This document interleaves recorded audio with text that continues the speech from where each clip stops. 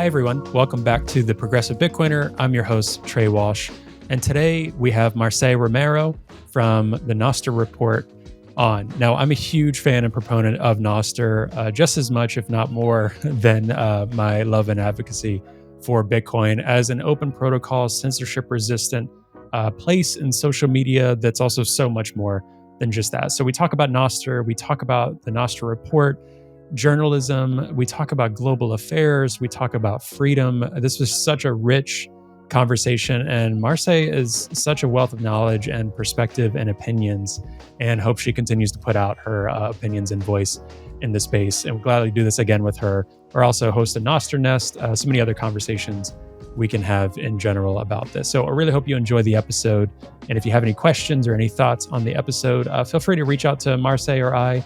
You can find us on Nostr, and all of the links are going to be in the show notes, but also you can reach out to hello@progressivebitcoiner.com. And also in the show notes, you're going to find our promo links again through Bitcoin Magazine for Jason Meyer's book and for Sazmining and their renewable Bitcoin mining that you can take advantage of.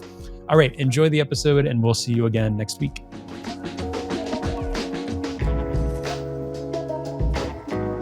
Hi, Marce, and welcome to the Progressive Bitcoiner podcast. How are you? I'm great. How about you?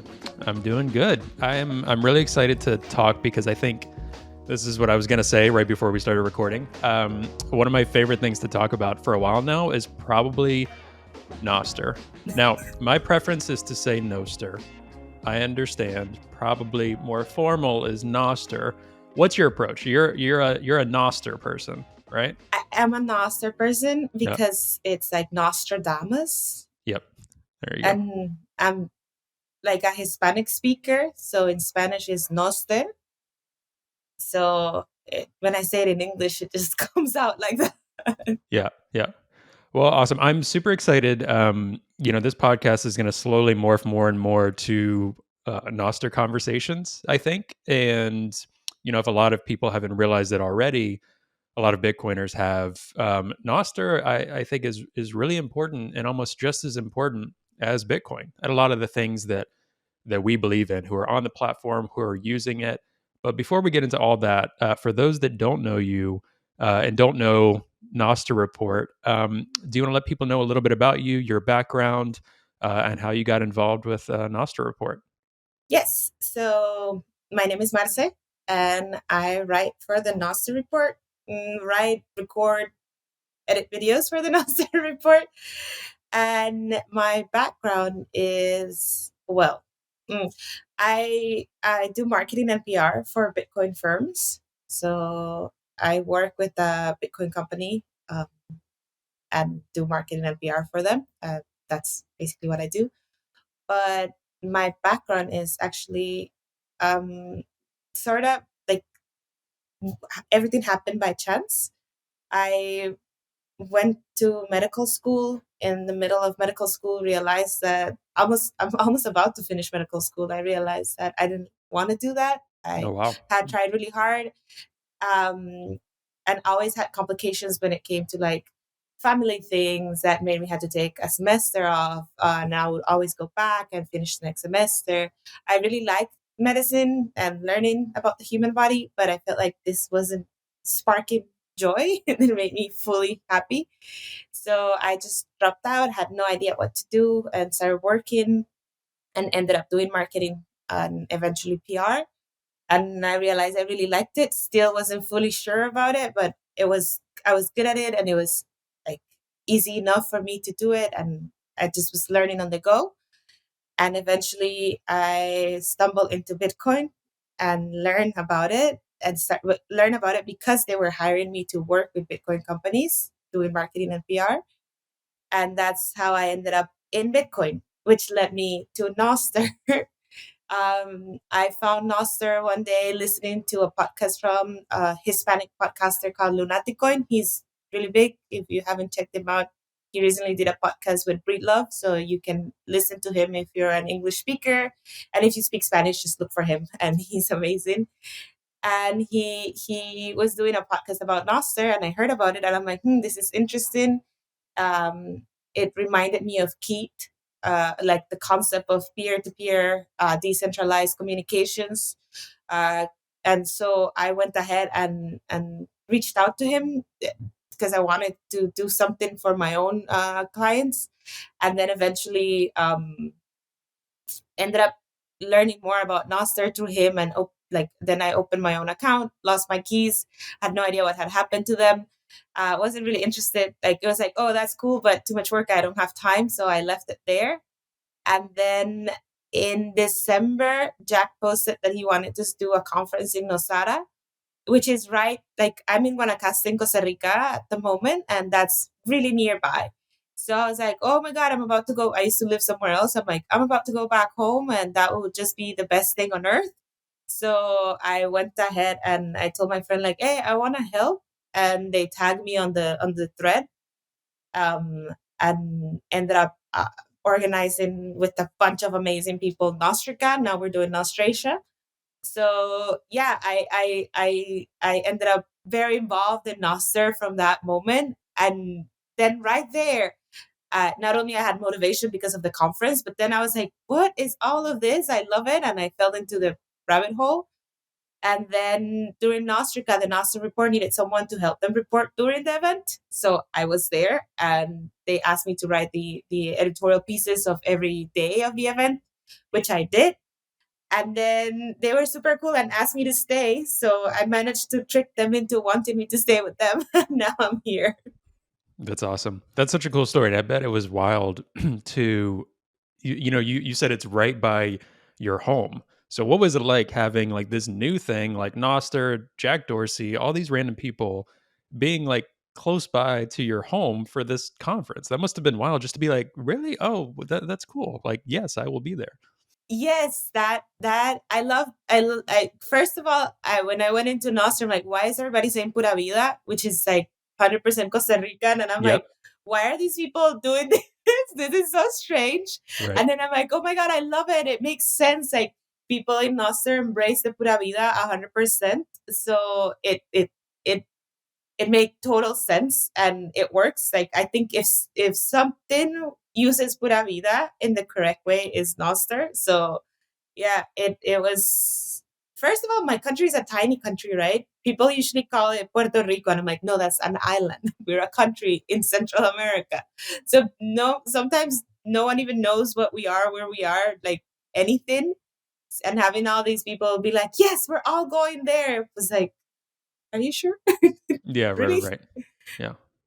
Yeah, I remember seeing a lot of those threads and stuff because I just posted on Nostr this morning actually. I think I was using Primal and it said the actual date of when I guess I created my inpub. So it was December 24th, 2022. So it was like Christmas Eve, and I was like, what was I doing Christmas? I guess I just like randomly stumbled on it, and I've been mainly using Damus. And I remember seeing all those threads when Nostrika was being started and just all the threads of people getting involved and then seeing you pop up and then seeing the Nostr report pop up. So that was all really cool, like seeing all of that come together and having FOMO, seeing all of that happen. So, I mean, you talked about Pura Vida, and one of the things too that we focus on with this podcast in general is trying to be kind of a different voice in the Bitcoin space, especially in the West and especially in the US, which oftentimes with media it leans more of a right or libertarian leaning and kind of like singular focusing culture sometimes.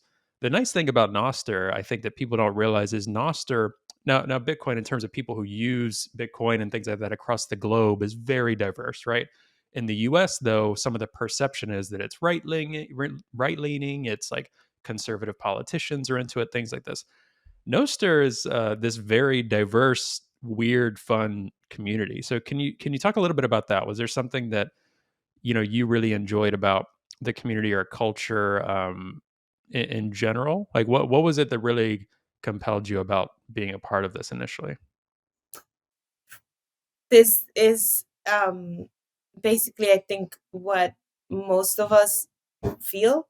And it's like, I have control, I have ownership, and I have freedom, and it's a safe space. And it's crazy to say something like it's a safe space because it's an open protocol, there's no censorship, and everyone can say whatever they want. But I kid you not, like, I've never, and I think this is the right podcast to talk about this, I guess. Like, as a woman, I've always been afraid to say many things. Like, you've always, like, you grew up thinking like you can't say those things because you're a lady, you can't do these things because you're a lady, and you do everything the way your parents want you to, especially when you come from like a conservative Latin family. I grew up in a household with a single mom in a small town in Costa Rica, which meant that there was a lot of judging uh, towards my family because my mom was a single mom. It was just my sister, my mom, and me. So being obviously always in a small town under the like focus of a bunch of people that just were judging us because of circumstances that were completely out of our control, makes you grow up thinking that you have to be next to perfect, right? That you can't do anything that would make things more complicated for you or your family because it's just it's just it, right? And then so I've always have opinions. I've always had opinions. I'm very opinionated. I've always want to move the world in a specific way, but was also scared. So I would start going and then I would stop myself. I would be like, I want this, I want to do this and the other, and then I'd be like, but what are other people going to think? What is my family going to think? My partner, who at the moment, is he going to be okay with me doing this? So I was always wondering, like, if what I was doing was approved by society. And then in Nostr, it doesn't matter. And people actually appreciate it. People actually think I'm funny, which is weird. People actually want to hear my opinion, which is very strange. And they're not judging me based on preconceived notions of what society should be, because here everybody has control of what they want to see, so they create their own environment. So the data that's out there is not being censored by a specific group of people with a specific agenda. Yeah, that's really true. So coming at this too from obviously of being involved with the Nostr report from that journalism marketing angle, can you talk a little bit more about that too? And I also want this is kind of our first focus on Nostr, and I'm going to have a lot more conversations with a lot of people in the Nostr ecosystem, from devs to other reporters.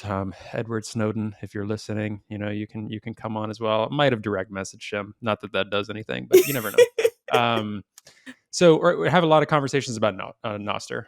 So for you, from that angle, you talked about you can control it, and that's so true. And I think that was really well said. Everything you just said from a journalistic angle.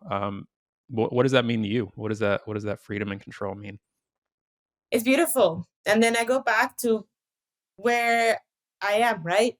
Um, so, and I said this, I think if anyone has heard me speak before, which I don't think that's many people because I don't speak out there that much, but um, growing up in Costa Rica, we grew up privileged in the sense that there wasn't any censorship per se. Media was allowed to say whatever they want, not like, for example, our neighboring country, Nicaragua, which everything is like, if the president doesn't like you, you go to jail, and that's it. Like it's like that. So, from a journalistic perspective, that has always been in the back of my mind. Um, if well, obviously I am not I have terrible OPSEC. Everybody knows where I am, who I am, what I do. So that's clearly, I'm not concerned at the moment about my safety on what I say. But recently in my country, we our newest president is someone that won't take it. If you talk bad about him, you're no longer invited to the press rounds. The other day there was a whole scandal because they were trying to shut down a media, like the biggest media outlet in the country. They were trying to shut down because they're not friends with the government. So when I see that I have the opportunity to say whatever I want accurately, from like, I go and I look into the sources of things and I can report on it how I feel, it's immense power and immense responsibility, like Spider-Man, because I have the ability to tell people things raw from my point of view. So as a journalist, there's two things that I always want to take into consideration when we post anything on Nostr Report, and we focus mostly on Nostr updates and Nostr news. So it's not like we're talking about war. But if I were to do a piece, for example, I don't know, on economics in Argentina, I want to be factual. So it makes me double check myself even more than any other type of writing, because I want to make sure that the information I'm giving people, it's 100% correct. They can check me. People can challenge me. No one's going to tell them this is the absolute truth. They can go ahead and check what I'm saying and see if it's correct. And then on the other side, I don't want my opinions, my personal opinions, to interfere in what other people think. I want other people to have their own opinions and form like intelligent ideas based on what I'm giving them.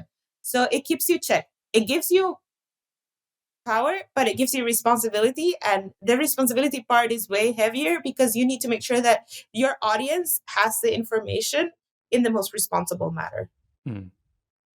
Yeah, and I think too, what people don't realize is, or many people realize, because many people don't even know about it, but if Bitcoin's early, Nostr is so early, right? So you all are focusing on Nostr updates right now, but there's a whole ecosystem that has yet to be untapped in terms of Nostr. If it does become more mainstream, or even if it doesn't, the amount of outlets, Nostr right now is focused a lot on Bitcoin and Nostr, and those like privacy implications, decentralized, the relays, things like that. But there's a whole field of journalism and censorship resistant speech that has yet to be realized on Nostr. That it's been tried through other avenues, right? Like Mastodon, Rumble, Blue Sky, other things, and there's a lot of resources and a lot of people talking about those things. And I do think I'm really excited for more communities to find Nostr. And again, a lot of us are doing a lot to try to get the word out about it, including Nostr Report, in a way that I think is really compelling. And shout out, I'm going to put this in the show notes as well, but shout out to Max DeMarco with his film recently, right, on Nostr, and just the 25 minutes of explaining why Nostr is important, why it exists. So I think that's really powerful. But what you're doing with Nostr Report, are there any kind of goals or visions you have of other things you want to be talking about via Nostr? Like, what are some of your favorite things to talk about and report on, if you had to choose in this space, and using Nostr as that platform? Well, recently I had the opportunity, and I think, yeah, that one was uploaded already. I interviewed Hodlnaut. Yes, That, I saw that. Yep. Hmm. yeah. So first of all, can I, what the, whatever, right? Like Yeah, it what? was in Prague, right? Was Yeah, that? in Yep. Prague. I got Hmm. to sit down with him and talk to him. And first of all, I was very nervous, because never even imagined that I was going to be sitting down next to Hodlnaut and talk to him about it. So now I watched the interview. I'm like, oh, I lost so many opportunities to ask him so many things I wanted to know. But Right. uh, Always going to be the case. Yep.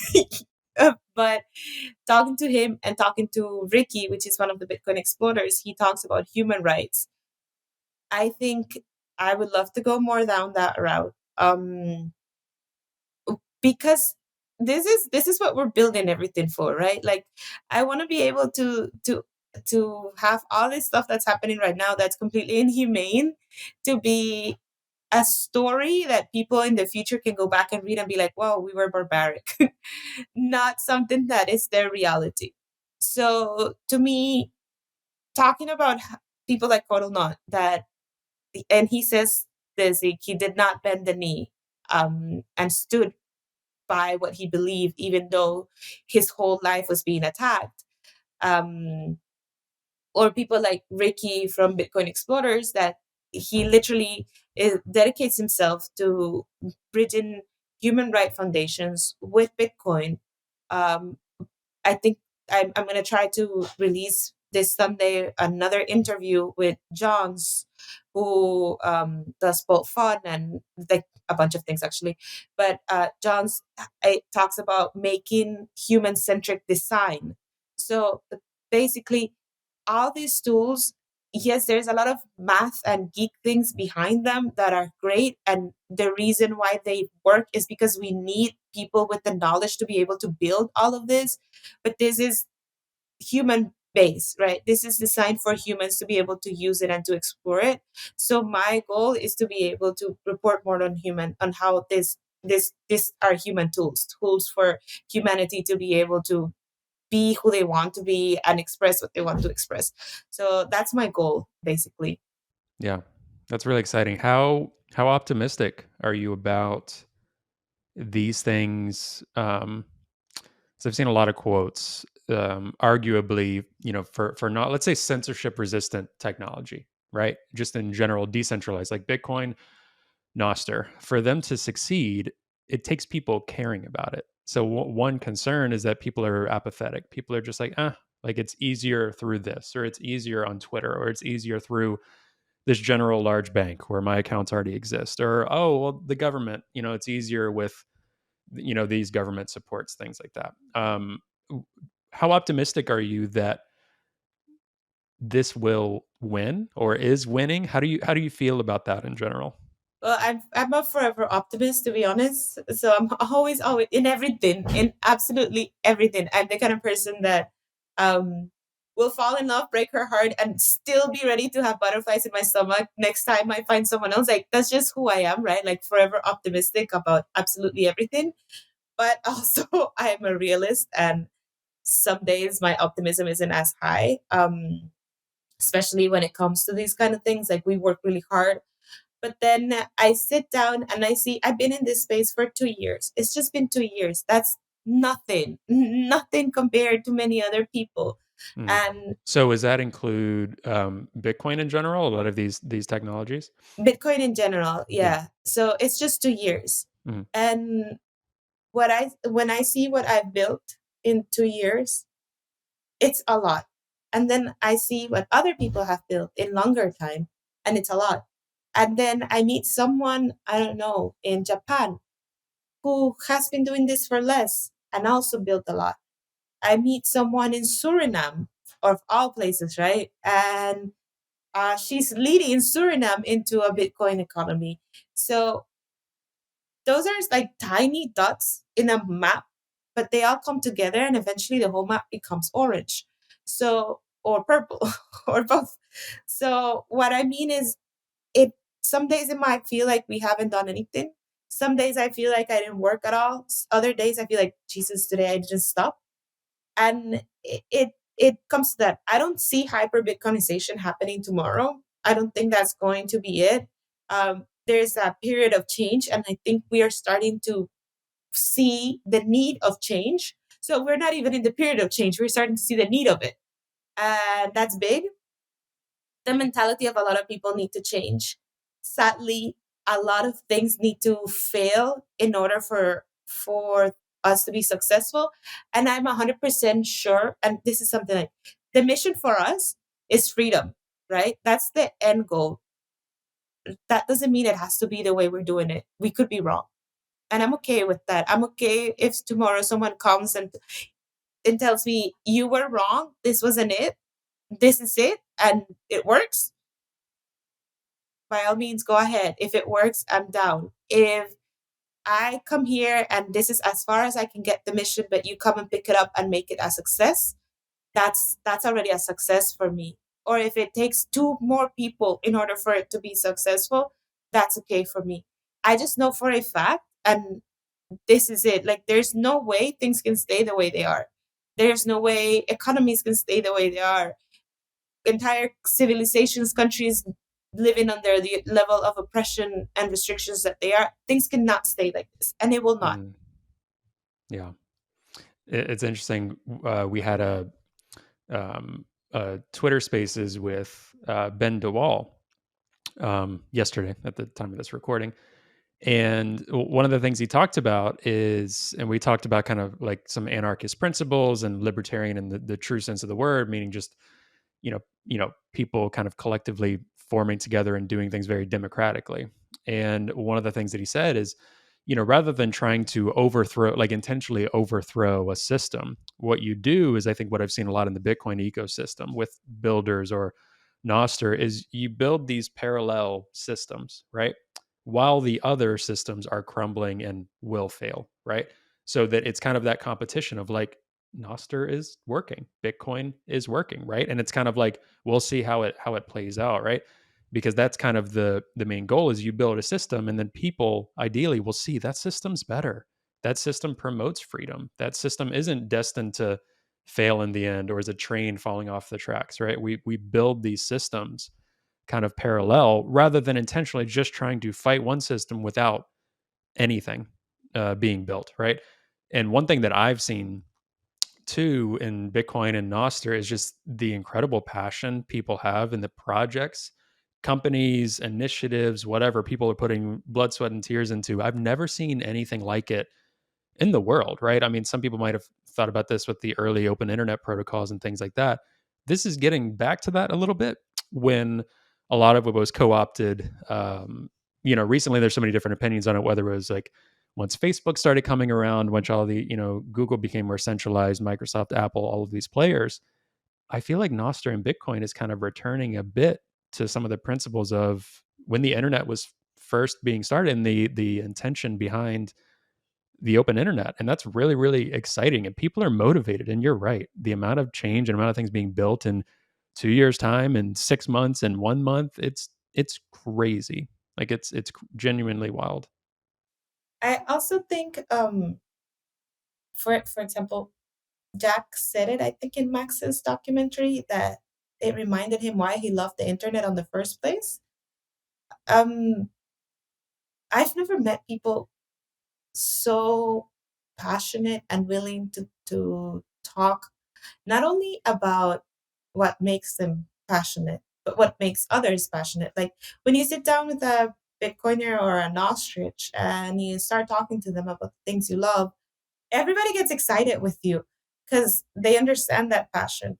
And I think that comes with the proof of work concept that only we like. I sometimes see people. I recently became obsessed with going to the gym. And at the gym, you meet a lot of people that do a lot of work and like build hard, right? And to me, that's proof of work. And I get along with the people at the gym. Probably never talk to them about Bitcoin, but I get along with them because they know proof of work. So proof of work comes with passion and with low time preference. So these people are Bitcoiners. In my brain, they might not know about Bitcoin. I might not be like ready there to step in and orange pill them or teach them about Nasser, but they understand the concept of proof of work in a way that that's how they live their life. And when you meet people that live their life under the proof of work concept, everything changes because they're willing to go more than the extra mile to make sure that things are right. Yeah, the proof of work concept mindset. That's interesting. Um, yeah, you're right. And I've said this probably on almost every episode of this podcast so far, and will continue. And I'm on the left. I'm very progressive. That's how I've typically voted and all of that, and where my values lie. But one of the things I will say is like for society to get better, society to change, it really does start with every individual, like internally, right? Every individual saying, today I'm going to try. Today I'm going to try to be a better neighbor, try to be a better partner, son, daughter, whatever. And so that proof of work concept, right, where society has beaten down so many people for so long, a lot of people are tired.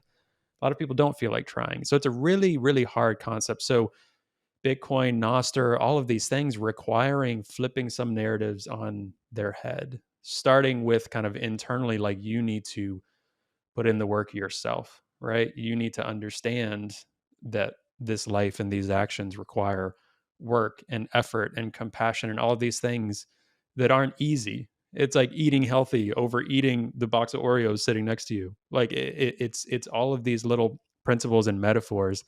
And that I think you're exactly right. If someone starts and lives their life that way, I would almost see them as a Bitcoiner as well, or someone that can understand that. That's the starting place. So I would say, yeah, you're a Bitcoiner if you understand it starts with the individual, and we can create a better society if every individual starts there to also be better for themselves, so they can be better for their family, for their community, things like that. So that's a really interesting parallel. Yeah. It changes a lot on how you see the world in general. So um if you ask me what's a change in like what has changed the most in your life is like, well, I I live under proof of work and I try my best. I work every day to live under proof of work. to make sure that it makes sense, that everything that I do has a meaning that is good. So if we start living like that and we start raising our children like that, if we my mom is almost 70 years old, and I gave her two books. I always come back from my trips with Bitcoin books to give to her, but for some reason these two she decided to read. Alvaro Di Maria gifted me his English version of the philosophy of Bitcoin. So if that one is a great book. And I gave it to her to read it. I told her, Mom, this book is very special to me because the author is my good friend. And he just exploded in a matter of months, he just became this big thing. And I'm super proud of him. So please read it. And she reads it. And every day after I see her reading, and then eventually during the day, I see her close the book and put it on the side. I'm like, what did you think? And she's like, yeah, it's fine. I'm nothing too complicated. I understand all the concepts. I'm like, okay. Then she's like, yeah, what did you think? And she's like, yeah, it's fine. It's nothing weird, right? Eventually she closes the book and I realize that she's done. And I'm like, what did you think? And she's like, I realized that I need to unlearn a lot of things. And it's cool because that's the first thing I ever thought when I first learned about Bitcoin. Is like I did not understand the legacy financial system, but what I did know was incorrect, and I needed to unlearn it to be able to understand everything else. So, like seeing someone that's almost in her 70s say something like, "Well, I realized that I need to unlearn a lot of things to be able to be a part of this." And she said, "It's not for me; it's for you to work on it, to build for the younger generation, but I want to know, so I need to unlearn." And that's really cool. That's proof of work right there. And if you have the ability to do that, it doesn't matter your age, it doesn't matter nothing. If you have the ability to put the work, then you should go ahead and do it. Mm. Yeah, and that's another core thing of like you're never too old. You're never too whatever. It doesn't matter where you live. It doesn't matter your age to unlearn these things and to realize these realities. And I think that's one of the most frustrating things. And one thing I'm going to be super intentional about on this podcast is trying to get in as many different types of voices and global voices because ideally, like, this podcast is a Bitcoin podcast. There's going to be a lot of Bitcoiners listening to it, a lot of people that are into Nostr, like those type of things, like preaching to the choir, right? Or perhaps those Bitcoiners that support us but aren't on the left or whatever. Like, we're not having conversations with just like people on the left. We're having conversations about things that I think are important values to the left, like freedom, like diversity in opinions and thoughts, like the environment, all of these other things. But in the US, there's so many people that view Bitcoin, view Nostr, view whatever as right wing, as like, oh, crypto bros, as all of these things, when that is the furthest thing from the truth. So any just us having this conversation here today, if someone randomly stumbled on this podcast, they might be a little confused, as in like, that's what Bitcoin is. That's what Nostr is. They're talking about Costa Rica and your mom getting into Bitcoin. Like, what is all of this, right? And that's the point. Is just being as consistent as possible, putting out these narratives and stories because it's driving me nuts. That especially on the left in the United States, the perception of all of these things when what we're about is exactly what you said, just promoting freedom and trying to help humanity be better and live better. Hi, everyone. Hope you're enjoying the episode. Today's episode is brought to you by Bitbox. Now, Bitbox is a hardware wallet that's open source, incredibly secure and easy to use, and it's what I'm using to safely secure my Bitcoin in cold storage. Now, I know self-custodying Bitcoin can really be intimidating, but Bitbox is designed for ease of use without compromising on security. It's USB-C compatible and allows you to easily back up and restore your private keys with a micro SD card, which is really cool. Now, you can purchase the Bitbox using the promo code TPB at the link found in the show notes for 5% off your purchase. And I really want to thank Bitbox for their support of the podcast, and I'm really excited about this new partnership. All right, I'll let you get back to the episode now. I think the concept of the left and the right no longer exists for me. Like in a way, too much of one side or too much of the other side have become the exact same thing. So, for example, I'm all about people living their life however they want to live it, but that comes with a line. right? So if I want to live my life however I want to live it, that's great, but I can't go ahead and impose my life to others. So if someone who loves guns and wants to shoot guns all day, that's great for them, but don't shoot them towards my yard, right? Because then it becomes my problem. So it's the same concept with, I don't know, I'm gonna get canceled, whatever. But it's the same concept for um okay, I want to wear high heels. If I want to wear high heels, that's on me, right? Like if I want to wear high heels, it's my decision. If you look at my high heels and you're like, I love those heels, you look gorgeous in them and you admire them, and you're like, I want some, I could give them to you, or we could go and find some. It's none of my business if you want to wear the heels with me or not. And if you want to wear them, that's great. But then if we find someone else, like we're already a clan and we believe the heels are cool and we want to make everyone wear them, or we want everyone to be like admiring of our shoes because we like them, and then some other people don't like them, or some other people don't want to wear them, they should respect us and not tell us anything, but we also should respect them and not force them to be like, you need to say you like them. You need to be okay with it. Because it doesn't have to work that way. And I think that's the line where the right, like that's why I choose two topics like that, like the guns and the heels. Like there's are two things that I think everyone should have the right to enjoy however they want to enjoy, but never force others to enjoy it, admire it, or just respect each other. And basically that's what we should all be working towards, respect. And if I don't like what you're doing, I don't need to have you in my life, and that's fine. But I shouldn't be forced to have you in my life because you have a different opinion that it's being praised at the moment. Yeah. Yeah. And that's what it starts with, right? Again, individual, again, just respect, coexisting. And the only reason I've mentioned this too, like even though my personal values and political are on the left, huge reason I wanted to, I've been involved with kind of conversations with progressives of the left in Bitcoin since I've gotten into Bitcoin and even doing this podcast is because the dominant narrative in American media and thought on what Bitcoin is says that Bitcoin is a right wing thing. It's Yeah. not. One of the reasons I'm saying it's not is not because I'm like hate my right wing friends or those, you know, right wing Bitcoiners, anything like that. Far from it. It's what I'm saying is like trying to fight the FUD that's coming from the left and trying to say, no, this is more of what Bitcoin is and talking about it in this way.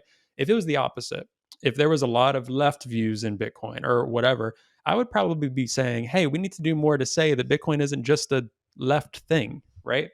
So that's a huge reason. It's outside of my, and again, there's going to be bias. There's going to be individual. Like I carry my own biases and opinions and things like that, and I'll be very honest about that. I'm not pretending I'm completely neutral. I'm a human being in all of this. But that's one of my main motivators for this is right now. That's why the name of this podcast is the Progressive Bitcoiner Podcast. The progressive is a very US based term as well, but it Yeah. applies to kind of anything in the left. There's a lot of attacks towards Bitcoin or even censorship resistant protocols like Nostr. That in a lot of people's minds, not focusing as much at the moment on content moderation, which is a whole nother conversation. People will view that as like, oh my gosh, that's a right wing thing. Like free speech is a right wing concept right now, or like that word, right? And I actually hate that freedom. Like even people are like, oh, freedom. Like especially in the US, people hear the word or people talking about freedom, it's almost like a right wing thing. I'm like, can we Can we stop not? that? Like, yeah, yeah. So, freedom should be promoted by everyone. And I do also get frustrated equally with, let's say, those on the right that are trying to impose their views or their will or their religion on other people and saying freedom. And I'm like, no, you don't believe in Mm-mm. freedom. Just like if the left is trying to do that as well. And I would love one day to not talk about any of this in these left, right, red, blue ways. And maybe we'll get there. Hopefully, Nostr will just be the thing. It's the protocol that most things are built on. Bitcoin will just be money, will just be the standard. That is That is that is the it. goal. And I don't know if it'll happen in our lifetime, but I'll fight for it, as long as I can. I think with decentralization comes individuality. So I don't know when or why um being on the left became trusting the government blindly. Um, why? I don't know. I thought it was more about challenging that government and keeping them in check. Um, Can I if you jump in go, really, really quick yeah, on that? So what I was going to say is there's a lot of, I think most people in the left, from the left that are the most vocal Bitcoiners, like Bitcoiners from the left, are in that camp of like, I thought the left was against just endless wars and against censorship resistant or against censorship and open journalism, free speech, against government overreach and power. That is very true. I think it's hard to be a Bitcoiner and come from this Democratic Party as it is today viewpoint. So I will say that. I think just as there's many folks on the right who also worship the government in certain ways, yeah, I think they're going to have a hard time finding what they're looking for in Bitcoin. But sorry to interrupt. You can go ahead. it's okay. Adding to what you just said too is it for me, for example, it's been a bit hard in the sense that I'm a millennial woman of color, right? So what does that mean? Um, usually, so let me organize this to phrase it correctly. But I'm a millennial woman of color, which means that I faced racism, I face sexism, and I haven't faced that as much here in Bitcoin, in Nostr. In Nostr, not even at all. Not like in Nostr, my identity hasn't even come to be played or questioned. I don't think I've ever felt that I'm being patronized by my race or my gender or my nationality or anything like that. In Nostr, I have never felt that. In Bitcoin, yes, maybe some sexism. I have seen it, and most of the time it's very like stupid guys at like conference parties, not even in the workplace. I've I've never had the opportunity to be able to speak my mind and have my mind being taken into consideration, uh, my talent being appreciated by people as much as I have in this space. So those are the kind of things that I wish more people would know. I wish people would hear this. That this is yes, there's a lot of right wing people, conservative people saying stupid things like women are made to procreate and men are out there to be working and stuff like that. Yes, there's people like that, but those people tend to be very loud, the same way that those those conservative left. So there's a conservative left and a conservative right, if we look at it this way. So those people that are like hardcore left, Or like uh, dogmatic. Yeah. dogmatic left, yeah, are very loud. The same with the dogmatic right. They're very loud, but they're not all of us. They're just very loud people that tend to get more attention because they will grab it. And that's not it. Like if you're a progressive, if you're a leftist and you've never heard about Bitcoin and you're listening to this isn't it. And um I'm not talking from privilege saying that, oh, I've never faced sexism. Yes, I have in life in general, or racism. Yes, I have in life in general, but I've never been in a safer space in my life than where I am right now. And that is nice. I know that I came in here early, so it's easier to feel safe when you're one of the first. But I feel like we're ready to have more people like me or like you. We won't be setting you aside because you're different. This is all about being everyone here. We're a bunch of geeks. We're a bunch of geeks that were probably bullied in high school. We're a bunch of Hmm. geeks. It's fine. Yeah. Yeah, and for those that have, and again, everyone has their individual perspectives because there have, there's even some people in the Bitcoin community that might get frustrated with me because I say there is a community, right? And again, my background was in sociology, so the way I approach problems and things is thinking about people groups, thinking about how we collect ourselves and cultures, and there is a online US context, there is a little bit more of a dominant culture in certain Bitcoin camps. Again, from some of those loudest people. So when I talk, there's a lot of people that are just, or a lot of accounts that are just trolls online of any community, right? So that's excluding that. There are some in the Bitcoin community that are loud about certain things that could be on their own personal views, and everyone has the right to that. But say you can't be blank and be into Bitcoin, or this is, and it's like, nope, you're not promoting freedom. So if you're someone who is really fighting for Bitcoin and really public about that as well, fight for freedoms for all people, and welcome everyone into the space. And most people are doing that, but there's still some, and sometimes I see things where I'm like, it's not helping here. Like, yes, I think Bitcoin will win in the end. Yes, I think Nostr, these open protocols, will win in the end. But we can make it a lot easier for people to join these things as well. But you're exactly right. I think more and more in general, it's getting better. And I love, from what I hear, it sounds like you're talking about a safe space. Yes, in your personal experience, but also in the sense that you have control, right? You're not, when you're interacting with Nostr, when you're interacting with Bitcoin, you are in control. You're not getting permission from anyone to do that, or to say what you want to say or do that. Especially with some of these progressive web apps that are coming out through the internet browser. Like, the App Store can't tell you no. Like Hmm. Android, like, no company can tell you no. It's getting easier and easier to run your own relays without you having to know anything through these little decentralized services. Wild progress. Like, I didn't expect that to happen as soon as it is, and that's why I feel like it's going back to the early heydays of the internet, where more things are happening through web browser again than apps, because we don't have to rely on, are the app stores going to do what we want, are going to be Hmm. open. Well, a lot of times, no, unfortunately, but we don't care. Doesn't matter. That's what's great about this. Yeah, I think we evolved, like we went a little bit crazy, evolving and thinking like if we have everything in one point, it will be easier and um let's just make things fast and easy for people to grab. And again, I'm going to go back to the proof of work concept. That may work very easy, right? Let's make things as easy as simple for everybody so no one has to think. You want to think, because if you think, if you choose, then you're doing it for you. And by doing that, no one can tell you how to do it. No one can impose things for you. So yeah, it's really nice to press a button and have your food delivered to your house. That's great, and no one is saying that that's bad.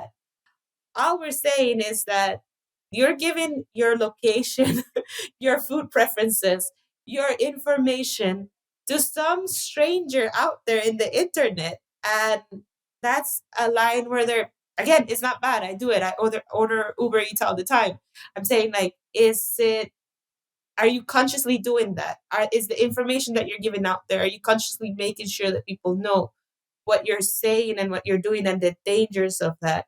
And that's where I think the biggest challenge is on adoption, because yes, most people have no idea um, how terrible it is. Like now that, like, so Meta released Threads, everyone went on it. I'm like, why? Like, why are you giving these people more of you?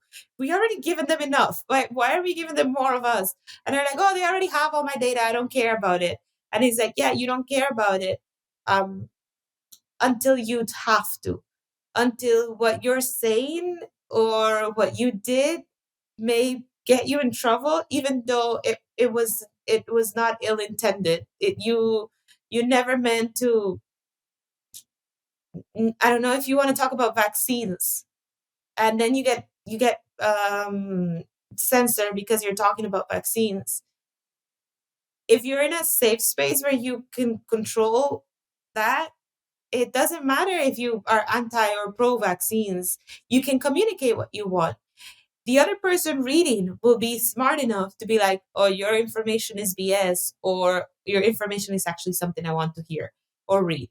So that's to me key. The part where we explain to people that it's not okay that they took all of our data to make your life easier, because it's not making your life easier. It's just giving you, like, it's just putting you in a little square, in a little, like, I want to say jail because that's not the concept, but it just limits you. and you're allowing yourself to be limited because you don't know better.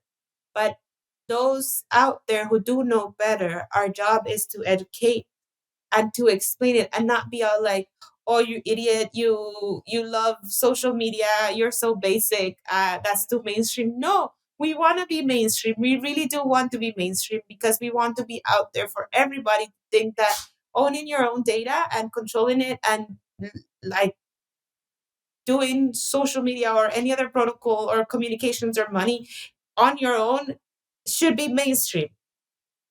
We should be mainstream. And the only way we're going to be mainstream is if we're actually nice to mainstream people and bring them over in a nice way. Right, right. Either there's two things. So Margot Paez's episode that was released at the time of air for this one a couple of weeks ago. Um, Margot said something really profound that I've been thinking a lot about, and it's kind of obvious, but saying, the reason we're doing a lot of this, whether it's in Bitcoin, Nostr, whatever activism you're involved in, Arab Spring, whatever movement you can think of, right? Civil rights, any of these really profound things, is not because our only goal is to win and because we're going to win or the promise of winning. It's because it's the right thing to do.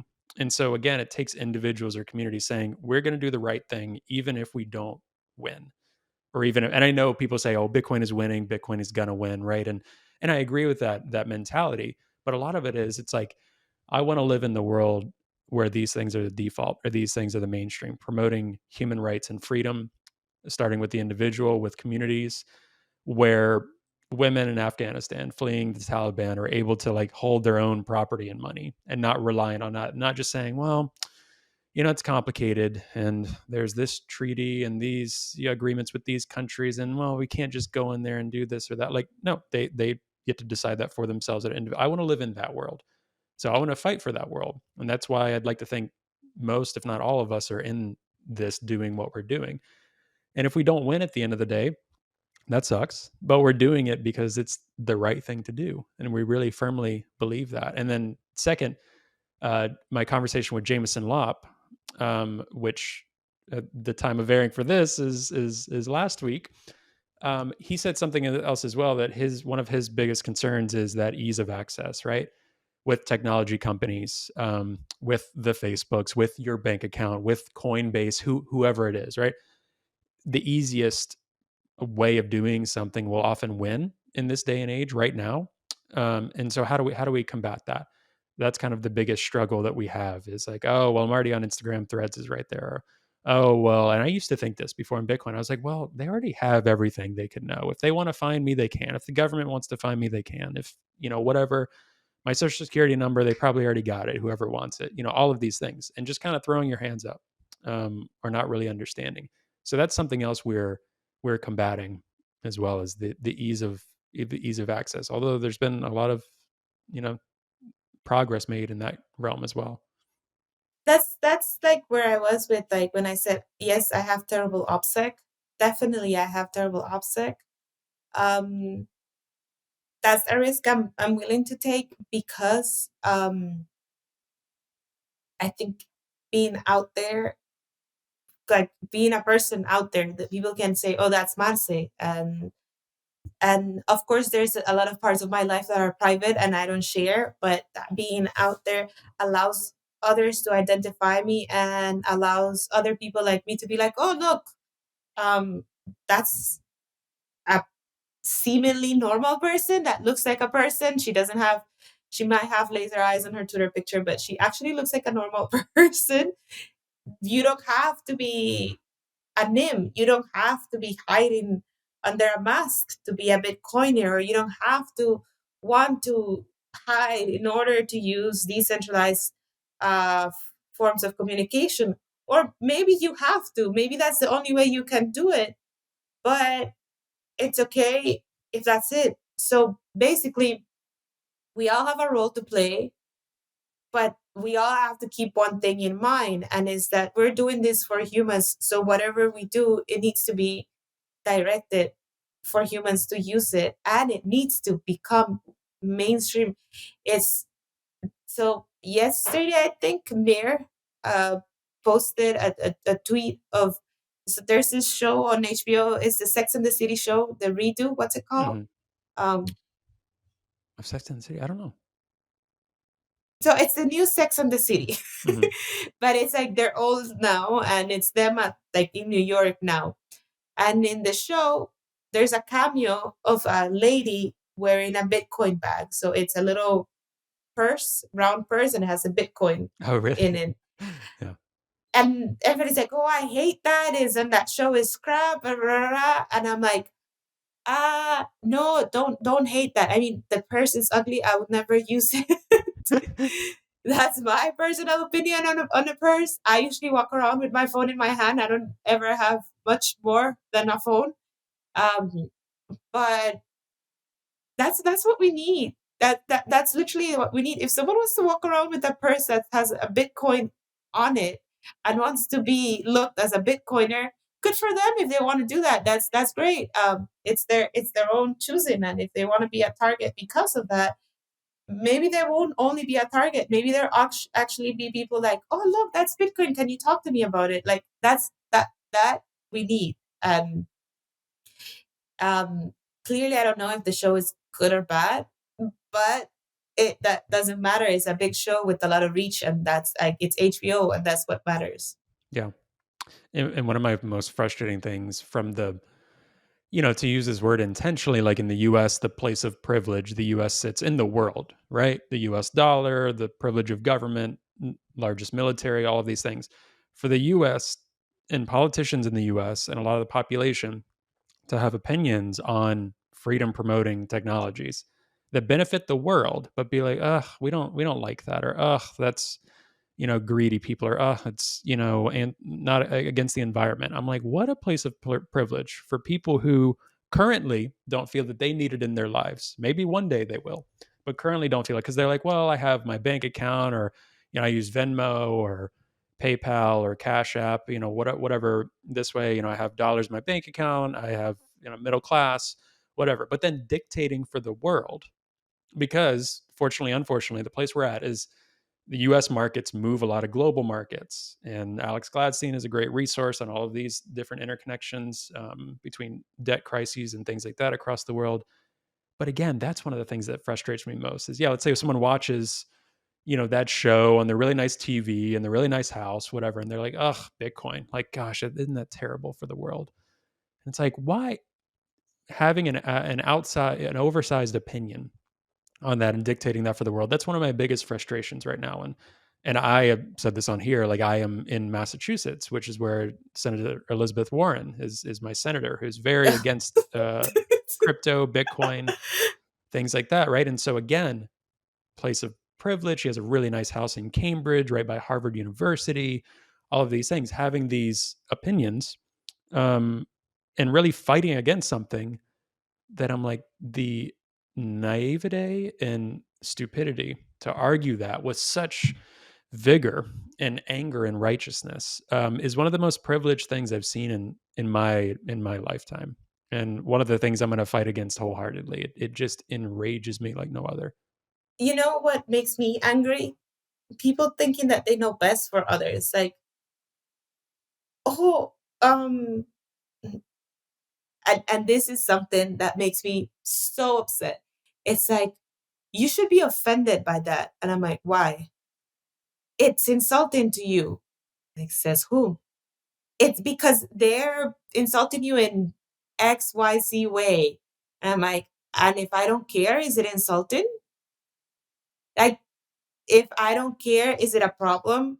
So people thinking that they know what's best When it's for just something others, specifically to you, right? yeah, or Yeah. if it doesn't matter to me, why should it matter to you? So they're out there fighting all this like things that are so bad for the underprivileged from their privileged point of view. So it's like, do you really know how we feel about that? Do you really know what we want? Because it's really easy for you to think about it, but you've never experienced. Maybe we don't care, but maybe we do care about the fact that the Venezuelans are walking across Central America to cross a border where they're just going to get put into a little concentration camp and sent back to a country where there's probably little to no resources for them to be better. That while these people walk across America, because it's the whole continent, the continental America. While they cross continental America, they go through Central America, they go through North America, and all the way to the Mexican U.S. border. Tons of things happen to them. They lose all their money; it's taken away. They don't have food; they can't buy it.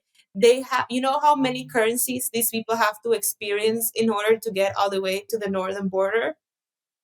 And when you get there, you're like, oh, criminals are crossing the border illegally.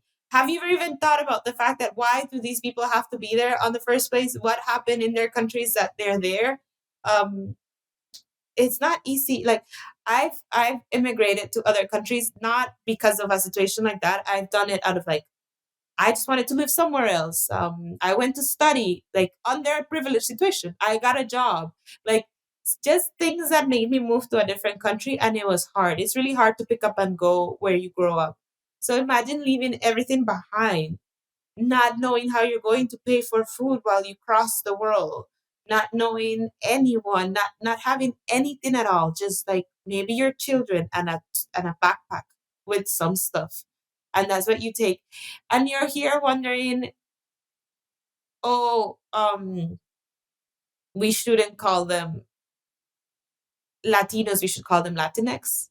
That's not the biggest problem these people have. The biggest problem these people have is not being able to have food, not being able to have money that actually works, not being able to hold cash. In Argentina, $300, 300 US dollars looks like a stack of cash like this. No lie. I've seen it. I've held it in my hands. And and when I was there in November, it looked like a stack of cash like this. And now it looks like a stack of cash like this. People need solutions. And yes, you live in an economy where your money is basically the ruling money of the world. And maybe you never felt the need to use anything else. You never had an economy that's dependent on the influx of other people's money, other currencies. Um, so you don't see the need of needing Bitcoin. But right now, I think the US is being hit pretty hard with inflation. Prices are really high on everything. And that's where you need to sit down and wonder, why? And what happened? So to me, that this is what bothers me about people thinking Bitcoin is a right thing or a left or not for the left. It bothers me because it's a thing for everybody. It's a problem for everyone. And instead of like going to one side or the other, we should realize that we're all getting equally screwed. And right now, the US has always been leading, and it goes to the rest of us from there. Right now, it's the first time I actually see the global south leading towards something, to a different solution. And that's where, when you tell me, do you think we're going to win? I mean, I don't know, but I do think that things won't stay the same, because right now, the countries that have been oppressed and have lived under the legacy system that only benefit the people on top are now saying, no, that's it. And we have countries like El Salvador saying, like, fuck the IMF. I'm doing my own thing. I'm doing my own bonds. I'm generating my own Bitcoin. I'm mining. I'm using this energy to do whatever I want. We have we have people in Argentina that are like, I don't care if you put a restriction on the amount of US dollars that I can buy in the legacy system. I'm gonna go and buy a stable coin. I'm gonna go and use USDT, or I'm gonna go and buy Bitcoin.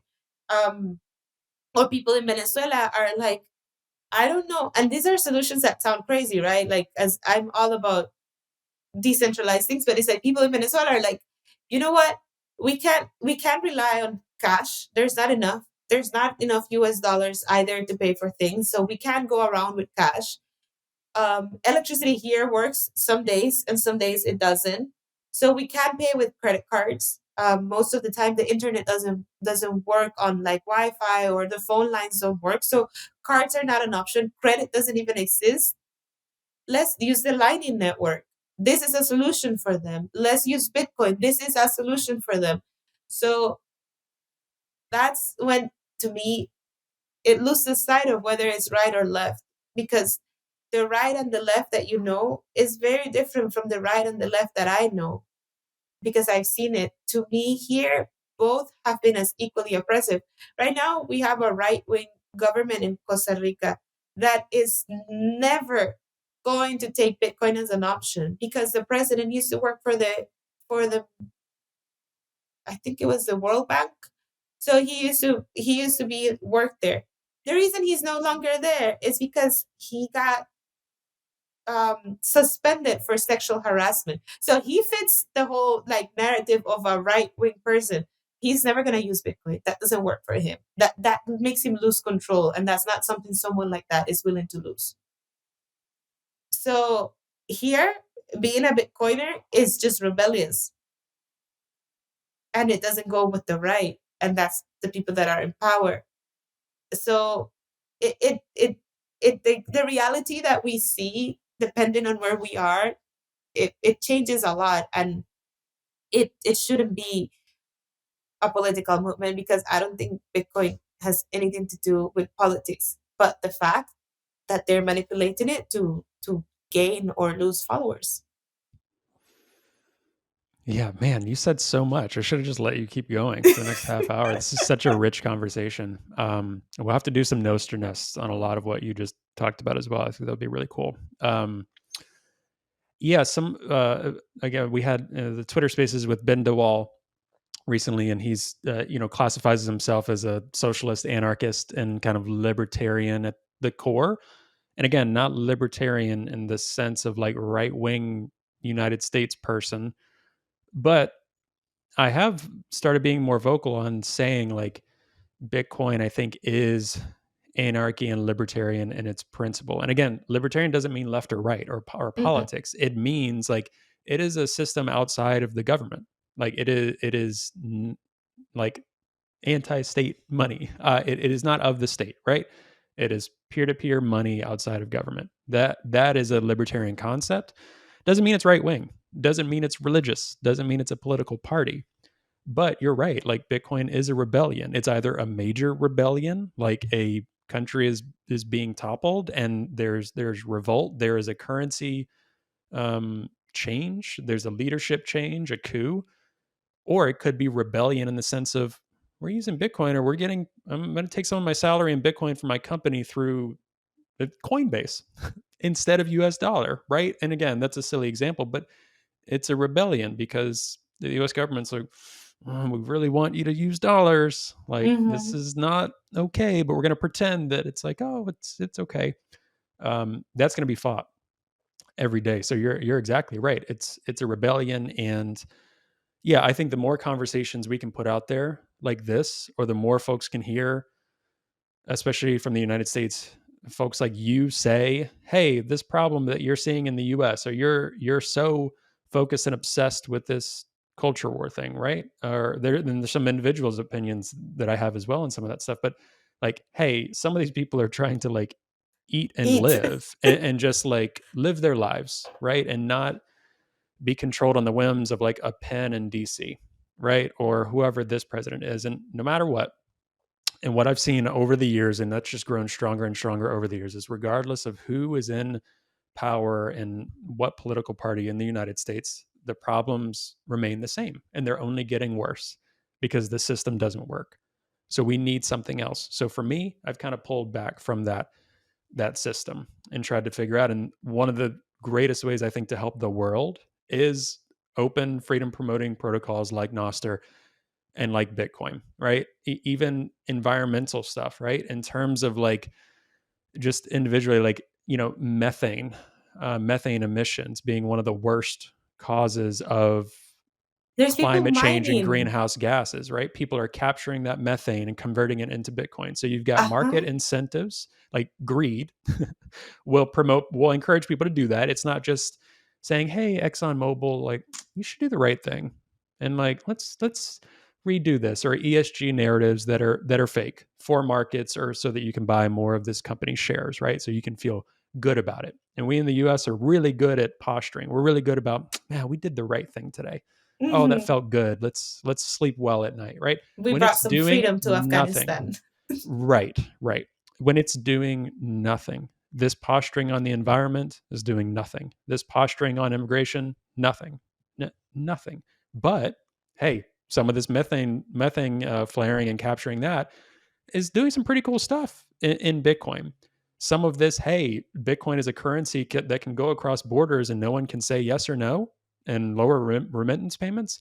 That's making it easier, right? Even if people aren't owning Bitcoin yet, that's going to topple some things, right? Like in El Salvador, right? The fact that the country and the government is all on board with Bitcoin, regardless of whether a citizen has it today or not, I think their life will improve because the infrastructure and system around it has decided we're going to utilize Bitcoin and not listen and wait for the US or the Mhm. IMF to give us our, porridge for the day, or whatever metaphor you want to use. And like to me, it's not that I don't think abortion is important. It's not that I don't think LGBTQ plus rights are not important. It's not that I don't think like whatever you call an immigrant, if it's an alien or immigrant, it's not important. Words matter a lot. Your vocabulary changes, like the way things are felt by others and the way your brain perceives things. So yeah, all these things matter, but to me all these things will be a consequence of freedom, not there shouldn't be freedom. I don't know if you understand if I'm making any sense with what I'm trying to say, but basically all these little things that are that they're telling us are the problem are not. They're not the problem. The root cause of our problems is not whether I can go get an abortion or not. It is a big problem. It is something that should be my choice, and I should be this. It shouldn't be anyone's decision. But you see how clear it is right there. In it's my choice. It's an individual, decentralized decision that I should be taking, and the reason why others can have opinions on whether women get abortions or not is because there's tax money involved.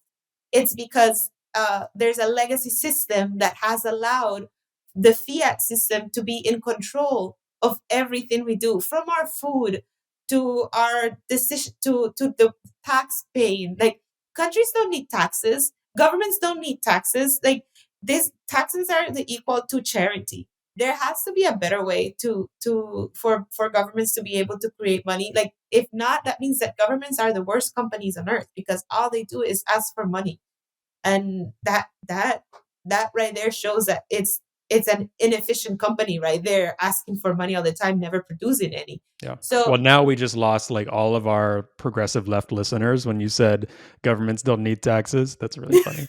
But like I agree with you there because again, I've been in this world for a while now, and again, just even that notion of like how governments are run, and I used to have the notion as well that like, oh my gosh, the U.S., we're the wealthiest country on earth. We can do whatever we want. We can make sure every citizen has healthcare and really good pay, really good healthcare. We can make sure that people don't need to work so much. Now we can, but not the way that our system is currently set up, right? With money printing, with debt, with no. We've been on this course for way too long, and I'm not sure how we get out of it, right? And before I lose the point too, I wanted to go back to what you said about Latino, Latinx. I think that was a good narrative, right? And words matter and things like that. But a lot of the posturing that I see, and again, I'm in, like New England, it's kind of a wealthy part of the country because there are very like poor, impoverished parts of the United States that I think mhm, Bitcoin and a lot of these things actually really can speak to in really profound ways. But,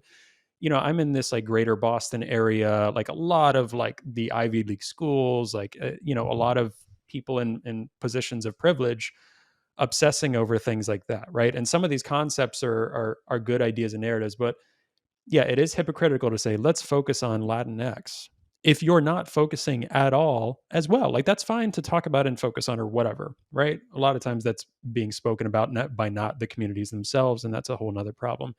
But you're saying, okay, you're focusing so much on that, but we're not focusing on like people's actual needs, the actual problem, the actual crisis. We're saying, check, okay, we've got a new terminology for this group or this person that makes us feel good, makes us feel like we did something right to progress the world. But this person is still living in poverty, or we as a country, as a group, whatever, are doing things that specifically keep these countries impoverished and do those things, right? And it's the whole, global financial system the way it is. So it's, again, obsessing over things that don't matter compared to that and not focusing at all on that problem, right? If you do Mhm. both, that's fine by all means. But I think that's what you were getting to a little bit, is we're obsessing over those things and not looking at all about the other problems, but we're still patting each other on the back saying, look what good people we were today. Yeah, exactly that. That it To me, it has become more about, oh, I did the nice thing today, whether, oh, we did the right thing today. And the right thing was actually not keeping children in jails when they cross the border illegally. That could be great. Like, those kind of things. How about not deciding whether a country gets a loan to increase an industry, or how about we stop living out of loans and credit, and we find other ways to make countries be able to produce. So basically, like, to to summarize, what I think is that, yes, all these problems are problems, but they're not the root cause. And it's like, if I go to the hospital with a headache, and I always go with a headache, and all they do is give me aspirin, that's not fixing the problem. They should go ahead and check what's wrong. Why am I always getting headaches? To fix the problem, maybe I have a tumor and maybe it needs to be removed. Maybe I don't know. The food I'm eating is causing me to have headaches, and I should have a food diary. It's the same thing with the world. The world is sick, and those, like, individual problems are not the reason why the world is sick. There's a bigger root cause, and we should all be concentrating on that. Mm. And that the original host of this show, Mark Stefani, that was our first episode back. So he wrote a book um, called Sovereign Health, and focusing on, like, literally, like, healthcare in America and how we even treat that, right? And too much, it's like, yeah, that person, it might have been their food. It might have been, again, starting with that individual, right? Where we're only band-aid solutions of the problem when it's so bad. And that's the expectation, right? Whether that's government, whether it's our financial systems, whether it's literally healthcare in the US, it's like just band-aids and then passed on to the next person. Band-aids, then passed on to the next person. That hospital or that doctor or whoever, they retire, and then it's passed on to the next person who oversees that hospital or this health insurance company. And same thing with presidents. It's passed on to the next, passed on to the next, because no one's going to get elected if they say, man, we got to, like, our budget has to be like zero this year We because know. we're really bad. Like, we're really, in debt. That's never going to happen until it has to, so yeah, I mean, that's a really important point, is starting with all of that. Gosh, yeah, you got me thinking a lot. This was really a good and rich conversation, and I expected to talk about Nostr. I expected to talk about Nostr Report, but I think you have a lot of wealth and knowledge on the world, and I hope, I want to look and hear you giving these opinions a lot more. I think it's really rich. I think you're really smart on a lot of things you're talking about.